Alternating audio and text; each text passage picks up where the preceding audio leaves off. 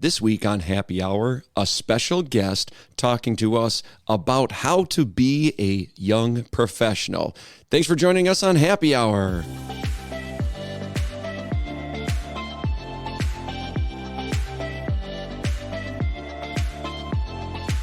Welcome back to Happy Hour, your podcast for young adults here at the Cathedral of the Most Sacred Heart of Jesus. I am Rick, and this week, once again, we don't have Holly, but I do have a special guest in-house with me. I am excited.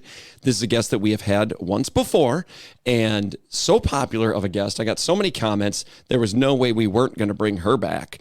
So once again, thank you for joining me today. Dottie, how are you doing today? I'm great. Every day's great. Oh, I love that. Now, you were on our podcast. It had to be maybe 3 months ago, something like that. Something like that. Yeah. And I got to tell you, I got to be honest. There's so many people. I'm shocked at who hears this podcast. Whether it's we create it for young adults, but it really is for anybody that wants to listen to it. And I can't tell you the amount of people that have spoken about your podcast and some of the things that you said. One of the lines that still stands out to me today that I use. It seems every week I find a way to use this phrase, and it might have been just kind of off the cuff for you, but it really impacted me. Was right is right, wrong is wrong. If it's gray, don't do it. Interesting. We had that in my prepared, what I thought we were going to do this morning. That's a personal value. That is so great. And I think we even came up with a rhyme from it the last time. So, right is right, wrong is wrong. If it's gray, stay away. Right? So when that came from you, it rings in my head all the time. That is such a great piece of advice. And it's because of advice like that, we wanted to get you back on here and to have just another great conversation, talking a little bit about your life, about your professional life, and maybe some advice that you could give to some of our young professionals, or maybe not so young professionals. Maybe there's people out there listening that really just need a little bit to pick me up in their work life, or maybe different ways to view things. I'm always learning. I feel like I'm always learning. And the more I learn, the more I want to get better as I get older. I want to be more proficient. I want to get better at all the things that I do. So my bar keeps raising. I don't know if that's good or not. I'm going to be, if Lord willing, I live to be 80, 90 years old, and that bar is going to be so high, I'll probably never reach it. But I think that's okay.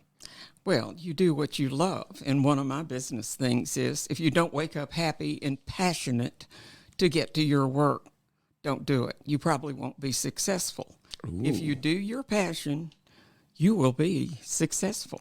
Oh, I like that. That speaks differently than people just doing a job for money or for a position. Well, it's like when you ask me about young professionals. Mm-hmm. I didn't go into the paying workforce until I was 45. Whoa. But I've been a volunteer since I got out of school. Luckily, God has blessed my family to where I could do that. Mm-hmm. And so the skills I have were done, for instance, my family's real estate portfolio, I ran from under my bed for 25 years. Oh, my goodness. One thing, and of course it's different for everybody, what their circumstances are. For me, when people ask me, should I stay home with my children? Should I go to work? And I'm from the generation, I stayed home, and then I went outside the home.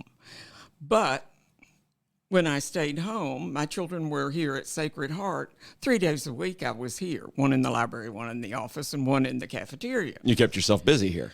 I didn't keep myself busy. It was a serious thing. Ooh. Because all the mothers, no one worked. Now everyone has to work very often, or they want to. They choose a different path than the one I had. Mm-hmm. So going out into the public, being paid, which really, I was 45 years old. I had always had an income from my family, and I discovered that I, too, could support myself in the manner to which they had accustomed me. Oh, wow. So that it realization, was a big, that, because you're a volunteer, you're not paid. But Wow, you are valuable. Oh, that's a great line right there. You are valuable. Now, anybody listening right now, that should echo throughout our entire conversation today. And some people might say, "Well, okay, I didn't get to hear this other podcast with Dottie. Who is this Dottie?" So I'm going to ask you a few questions to even introduce yourself a little bit. Dottie, you've already mentioned that you had some kids here at Sacred Heart, so that's wonderful. How long have you been a member here at Sacred Heart? Oh, my gosh. Didn't see that one coming, did you? I was married here in 1959. Oh, wow. That's great. So a long, long time. It's been a second, yeah. Yeah. As a matter of fact, when I was married, Father Gerard Austin, most people in Knoxville know him as Neil Austin, a Dominican, I was his first nuptial mass. Oh, my gosh. His mother was my godmother. Wow. And he babysat with me because they lived next door when I was very young. Well, then you were destined for greatness if you had a priest's mother as your godmother. It's a monk, yeah. And he had a sister who was a nun. She's deceased now. But Father Jerry we still email. Oh, my goodness. That is tremendous. I love it. So you mentioned you got married here, 1959. How did you meet your spouse? This was my first husband, who unfortunately was killed 8 years later. But I met him because my boarding school roommate married his best friend, and his best friend was an only child. So he was the best man, and I was a bridesmaid in El Paso, Texas. He was from Illinois, but stationed at Fort Leonard Wood. And we met in El Paso, Texas, and it was instant, and I don't believe in instant. That's what it always gets you. Yeah. That is tremendous. And so then you started dating, or did you just get married right away? We got married a year later, and a couple of months later. He was in the Army, so he came to Knoxville, and I mean, just off and on. I always laugh. I said, I think we had spent like 5 visitations together when we got married. But when you know it's right, it's right. Yeah. And it was. It was the love of my life. Oh, that's so wonderful. I love that. Okay, so if you could be remembered for one thing, what would it be? Well, I will tell you what my goals in life are. Okay. To make a difference. Which is my goal, which is one of the things I tell young professionals. Give your life, look and see what you want your life to have meaning. And that is to have strong religious beliefs, membership in groups, which I did certainly with volunteering, dedication to a cause, getting up every morning and loving it. Life values, again, the no black and white. That's right. And clear goals and objectives. I'm 82 years old, and I still, every quarter, do goals and objectives. Do you really? I still type them out and check them off. Of course, I'm a list checker. Being a type A. Of course. I like to do. But that way you can see what you have to do and how you're going to accomplish it or not accomplish it. I love that. I have a whiteboard in my workroom right over here next to my office, and I'll start just listing things that I have to accomplish. And one of my favorite things in life, Dottie, is to erase that thing. Oh, it's so satisfying, and you feel this great sense of accomplishment. So I get the list thing, and that's so valuable, though, that you relook at it every quarter. Oh, yeah. Not just once a year when New Year's rolls around. No. You're okay. Am I on track?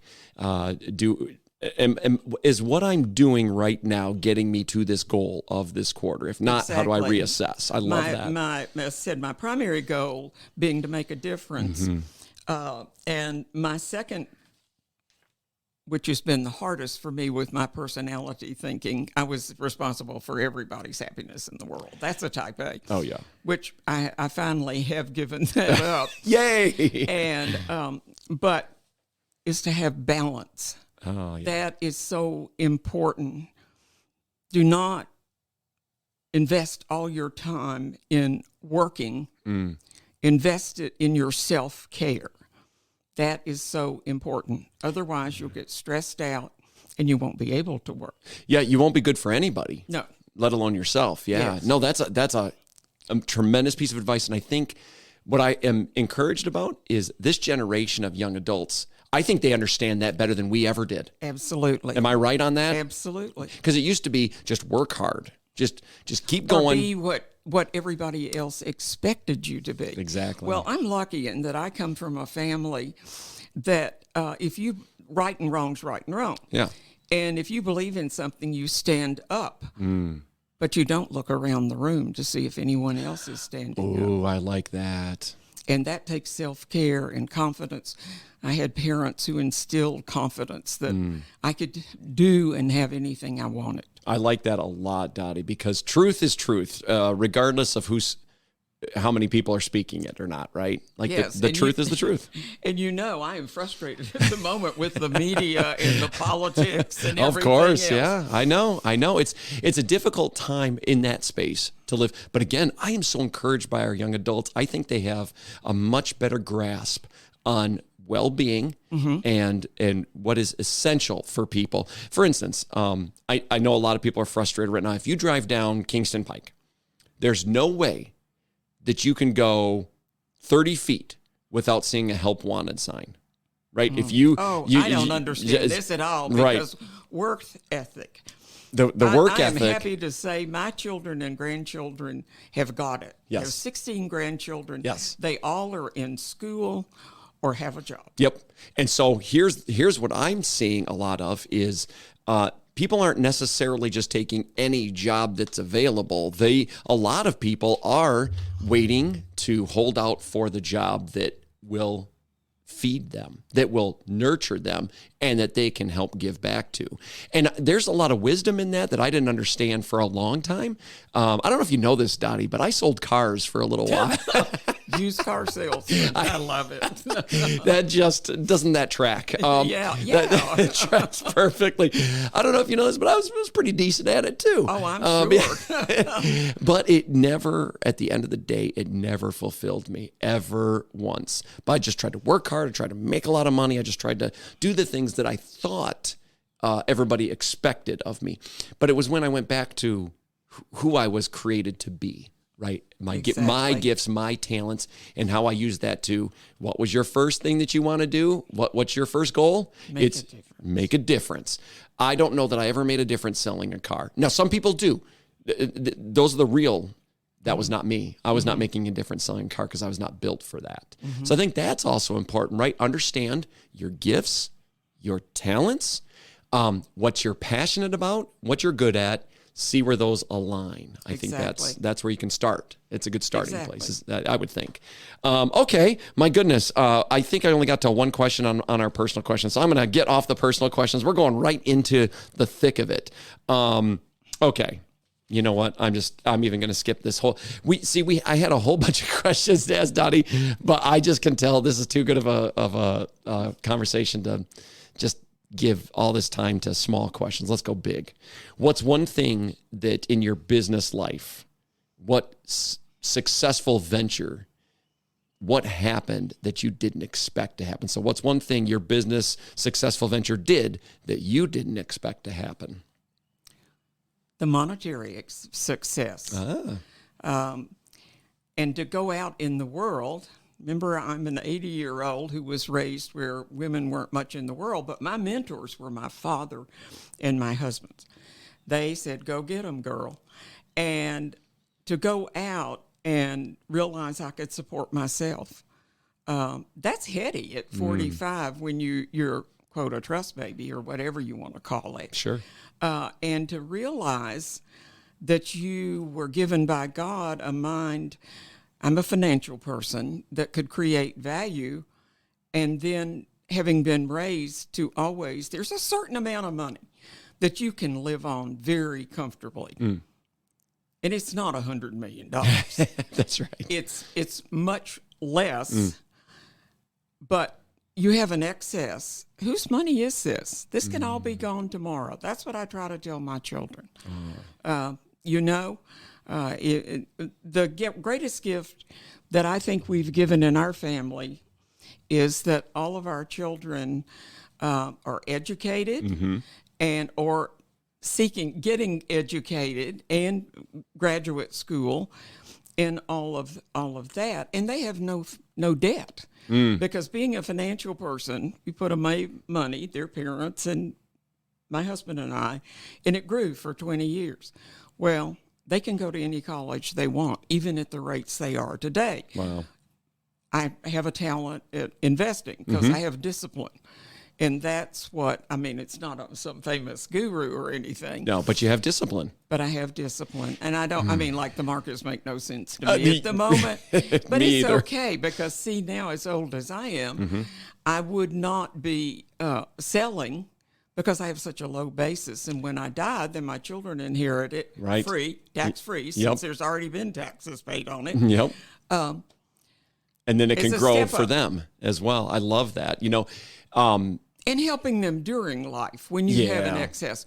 But even more important, planting the seeds in your community so that others. Yeah. That is so satisfying. It's kind of like helping someone with their life and balance and see them grow into their person simply because you told them you're special. Oh. You're God's child. Oh. And I do, what I try to do is, you know, you have people on that, you know, the people at the corners that you hope are not being picked up by Mercedes. Of course. But, and I just I was handing them money. And now I have a purse full of, you know, McDonald's, all those kind of things. Yep. So I hand them, it's literally $25 so a gift that card they can eat. Yeah, that's beautiful. So that they can eat. And I always say, God loves you. Yes. And they don't know what to say. I mean, these opportunities come to you all the time. I was at the Publix one day. Here was a woman and her children and a man playing the most beautiful violin, the most beautiful stuff. And I stopped and I gave him an appreciable amount of money. And I said, God loves you. And they started crying. Oh. And I mean, isn't that what we're supposed to do? 100% that's what we're supposed to do. If we're not taking our gifts and talents and our time and reminding people why we even exist in the first place, then what are we doing? Exactly. And so this idea, Dottie, that you've got the discipline, you've got the know-how, you've got this way of being financially stable, but you're not selfish in keeping it to yourself. No. Anybody listening right now, if you met Dottie anywhere, she could be in the supermarket, wherever she was, and you wanted some advice from her, she would freely give that to you and set you up for success 100%. Not because she knows you, but because she cares about you, because she recognizes that you are a child of God and that you deserve every bit as she does. That's the switch I think a lot of people still have to make. And there's a lot of fault to go around, and a lot of blame to go. We could blame the world about how selfish it is and how it tells. You know, I was always told, Dottie, that take care of yourself first and then take care of everybody else after. Exactly. And that can really mess with your head a lot, because if you're because at what point are you good enough to take care of other people? Are you ever? So if you're only ever just taking care of you, then you're missing the point, right? Now I understand the whole, if you're on a plane, the masks fall down, put yours on first, and then you can help other people. Right. And that gets you in a position to help. So yes, you should be in a position to be able to give good advice or financially help. You shouldn't do it to your own detriment, right? But when you get to that spot, when you can start helping, we have an obligation to do so. As Christians, we have an obligation. Exactly. Right? Okay, so what do you think is the most important lesson that you learned over your entire career? Ooh.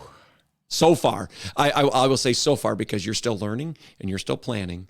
So, there could be a lesson coming, Dottie. What I learned, I guess, financially, as I've already told you, the fact that I could support myself in the manner in which I had been raised.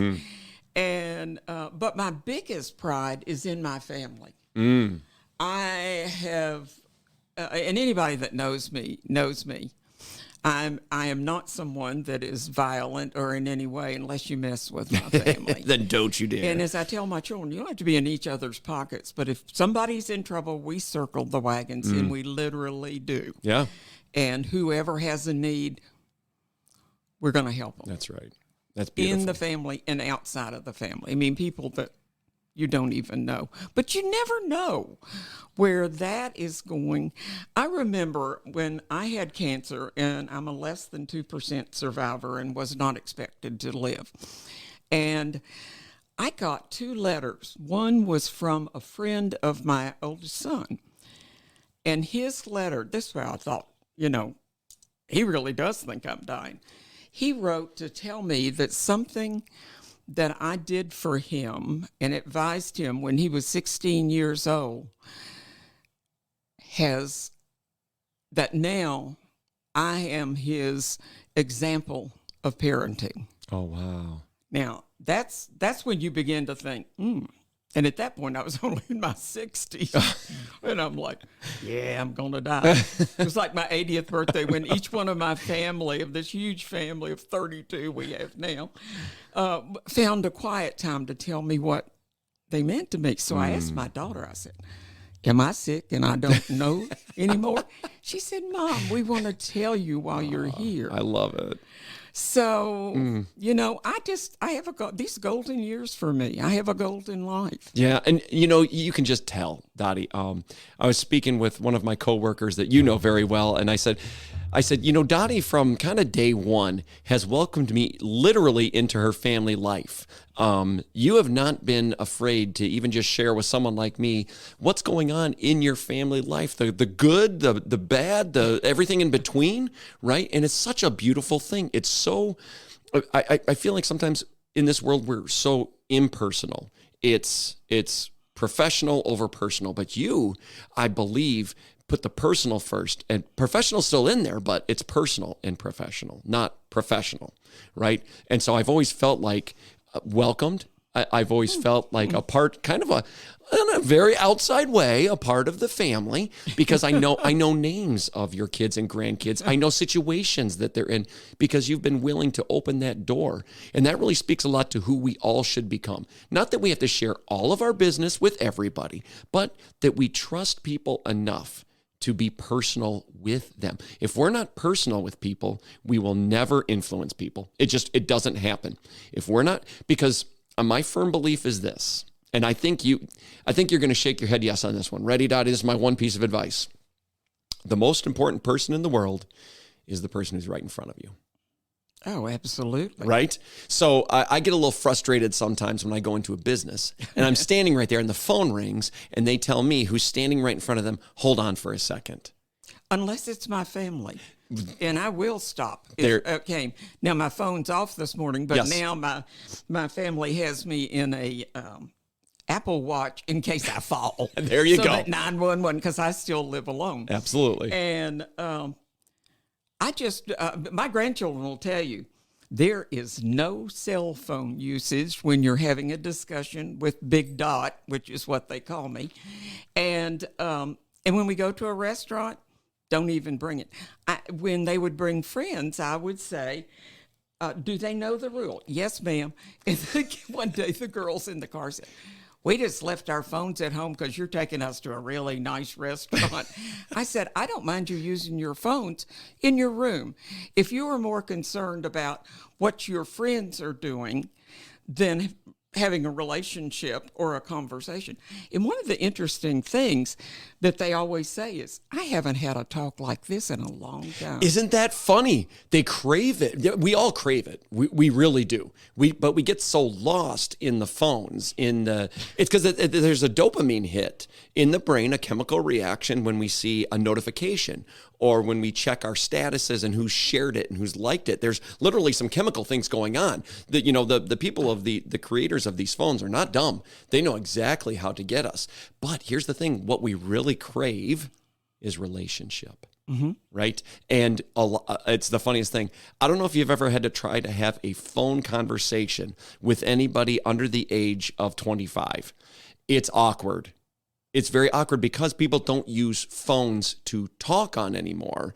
There's video chat's pretty good, but texting and all those. You understand, I don't do Facebook. I don't do any social media. That's right. I don't Zoom. I don't FaceTime. None of that stuff. I barely got you on the podcast. Yeah. I mean, that's...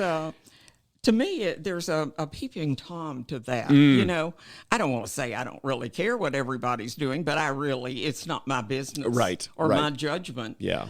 And I don't care for them to know that today I went to the Target. Yeah. Hello. Yeah. There's a lot more what food you're things. eating. Yeah. You're not posting pictures of the food you're eating, Dottie? Oh, okay. Yeah. And my grandchildren know this. If there's a picture they want me to see, they send it. There you go. And praise God, I probably am not on Facebook, and so therefore I don't see something they might put on that I'd have to have a real conversation with. Big dot conversation. That's right. We don't want those at all. Okay, we got a couple more questions here, Dottie, as we begin to wrap up. Let's try this one. What occupation, other than what you've done, financial world, what is one occupation you would like to have tried or still try?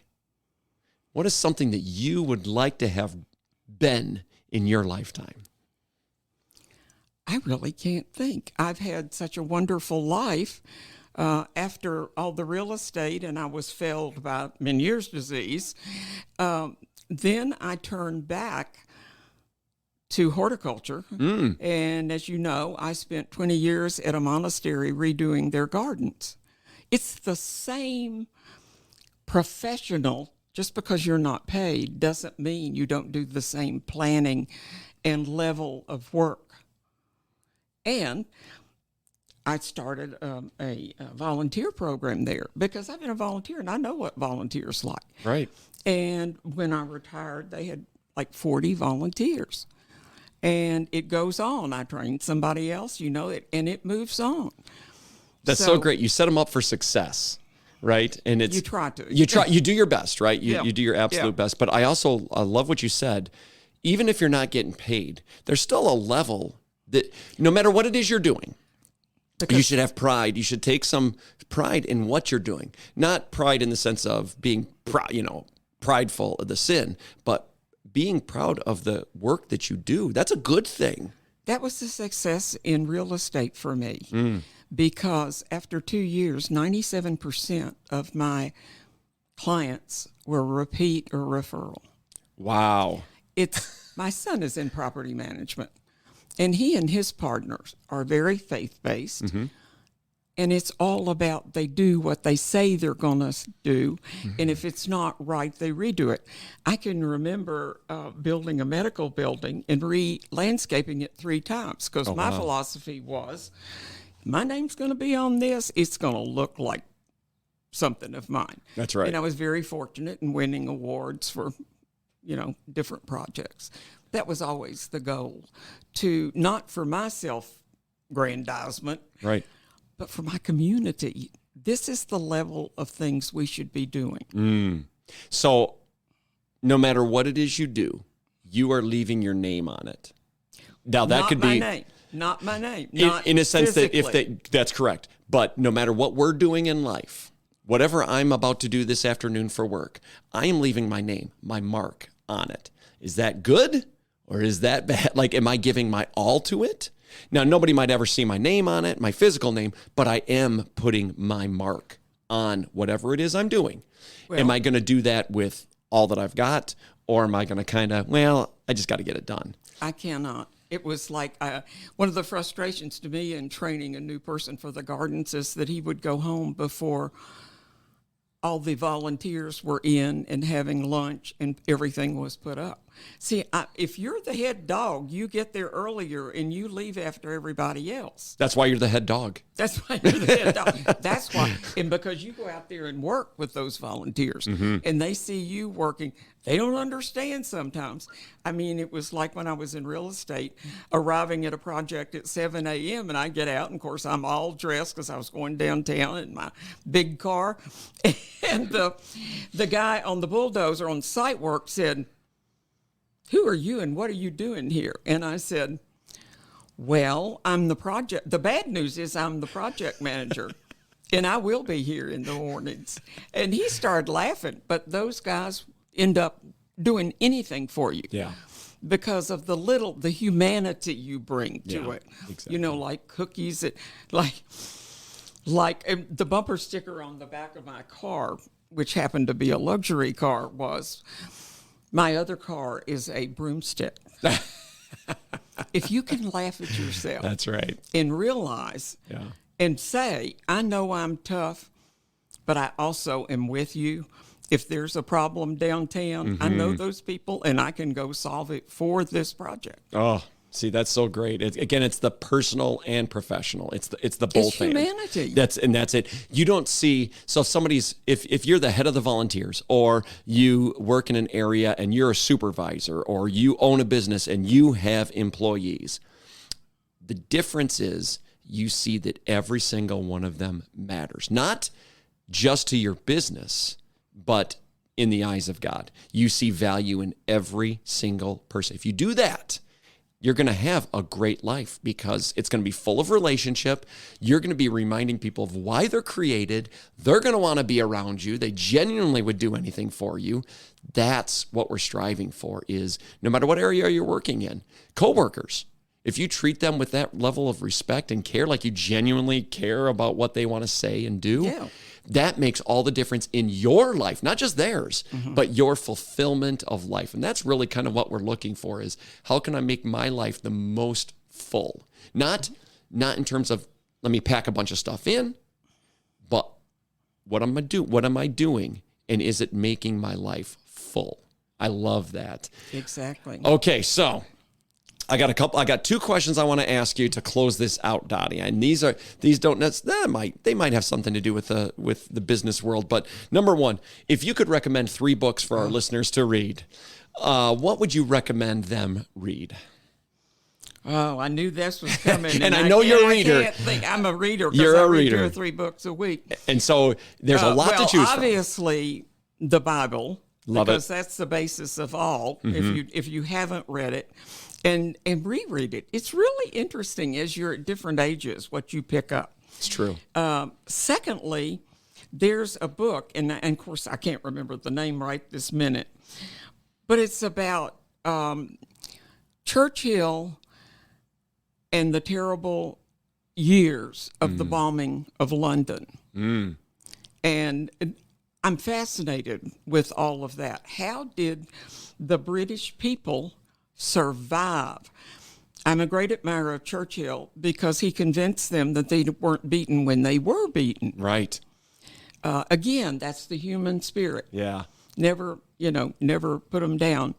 And I follow every day a book that reminds me, and again, I can't remember the title now. That's that okay. You put this pressure point on me. But it's about codependency. And every day I have to remind myself, you are not responsible for other people's happiness. Self-care is important. Yeah. Wow. I love that. What if we could remind ourselves at the beginning and end of every day of that? Well, I do the liturgy of the hours. So there you go. God and I talk in the morning, and God and I talk at night. That's the best conversation to start and end with, isn't it? And then in between, too. I love that. That's so great. You find that you do that. I can remember being in a gator on the 600 acres at the monastery one day, and I had a problem, and I had a volunteer with me, and I just looked up and I said, okay, God, a little help here. And I thought she was going to fall off the gator. I said, well, he's here all the time. We need help. If you don't ask for it, he won't, That's right. You got to ask for it. You got to ask for it. That's right. He knows you need help, but you need to verbalize it. Yeah. That's right. I love it. Okay, last question. If you could recommend 3 movies for people, and it could be any 3 movies. It could be humor. It could be drama. It could be action. It could be Marvel Cinematic Universe. Probably not. But what movies would you recommend? I just recently saw something, and the title was Scandal, I think. Something Scandal. Okay. And I'm trying to remember what it was about. But it was good? But, yeah, it was excellent. And, of course, I love British movies, so. Oh, yes. But I just don't. You have to realize, for me to even turn on the TV, it's a big deal. Yeah, absolutely. Streaming has helped a lot, especially when my children put me in lockdown over COVID. There you go. So, what's a good movie you watched during COVID? Well, the same ones. I love mysteries. I love, and I do like historical too, because I was born in 1939, so I was so young during those war years. Right. And my father was in the First World War, so he was home. But I had cousins who were they were off in the war. And so I'm learning I'm seeing more than I thought. And I've just read the book that Tina Brown has done on the royal family. And is that an interesting take? I bet. To see all of those ins and outs. And it was given to me by the godmother of my daughter's 4 daughters, because she's always feeding me books. Now she's going to send me the book they've just done a book on Pope Pius, what is it, the 12th? 12th, yeah. Who was during the war, and that is very interesting, too. I bet. It's not all beautiful. No. And it's very sloppy, and there's a lot of stuff you just kind of shake your head at, and how could this happen? And there's a lot of, but look at our lives, isn't it that way? So if somebody were on the outside looking at it, each and every one of our lives, to be like, no, Rick, no, bad mistake, bad. So it's funny when we place people and times above, and just have this, it's above everything else. No, there's the minutia in it. There's the rights and the wrongs that have developed it. So that's great. Would you recommend Saving Private Ryan? Have you seen that movie? Oh, yes, that's a good one. That's a good one. Yeah, that's great. Yeah. I like that historical, and kind of. I like war movies, so that's a good one for me. I'll recommend that. How about that? That's so great. Well, Dottie, we tried to be around the 25-minute mark. We hit 36. I know. It goes so fast. Well, because you're such a great conversationalist, it felt like 5 minutes. So I love this. But you know what? Can we just say one more time? I said this last time, but I think this needs to be said again. Let's not make this the last podcast we do together, because I think there's going to be a round 3 in the future. Having Dottie on here, I know everybody listening is going to agree with me on that. So thank you so much for joining us, Dottie, and your wisdom. It's very much appreciated. And people, if you've heard this and you know somebody that didn't, share it with them. Get it to them any way that you can. Like, subscribe, do all those things that just kind of help our podcast and help the message get out to all others. So on behalf of Dottie, on behalf of myself and the Cathedral of the Most Sacred Heart of Jesus, we appreciate you. You have value. You matter to the Lord, and you matter to us. May you be blessed, and we'll see you next time on Happy Hour.